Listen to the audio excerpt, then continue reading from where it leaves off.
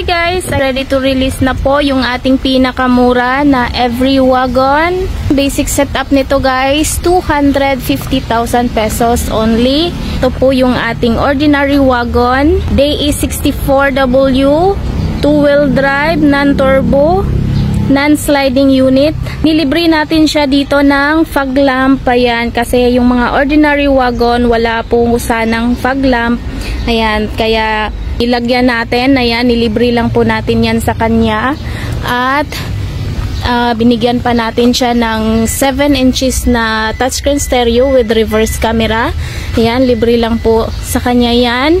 At yung kanyang spoiler sa taas. Ayan. So, wala pong bayad si customer dyan. Libreng-libre lang po yan. Napakamura na ng unit na to guys. 250,000 pesos only. Basic setup. Ayan. Basic setup nito guys. Pero, sa setup na to, hindi na 250,000 dahil meron pa siya ditong mga pina-additional na mga accessories. Kagaya ng stainless bumper. Natin kung ano pa yung mga pinadagdag niya dito. Carrier, ayan. Nagpa-additional din si buyer ng carrier.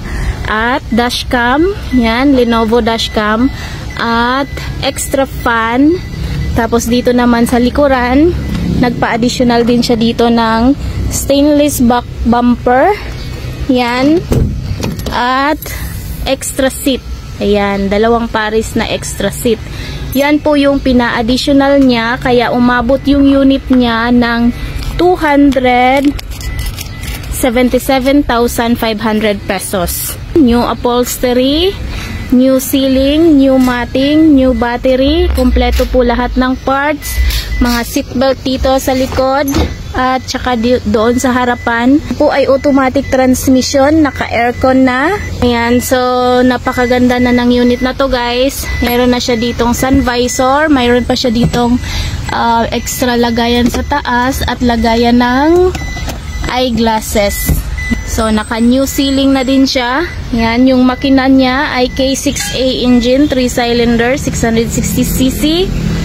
Ayan, so ito po yung ating pinakamura. Ayan, so ang kulay niya ay metallic gray. Napakaganda, napakakintab. Ayan, naka-mag wheels na siya dito guys ng rim 13. Ayan, size ng kanyang gulong 155 by 65. Ayan, naka-fully undercoat na yung kanyang ilalim. Ito po yung kanyang jack anti-rins. Ayan, sa ilalim. Yan, so captain seat po lahat ng kanyang mga upuan. At yung kanyang taillight dito, vertical.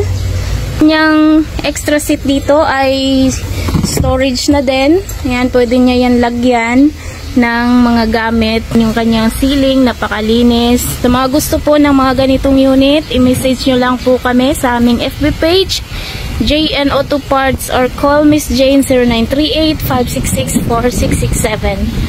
Maraming salamat po. Amping kanunay!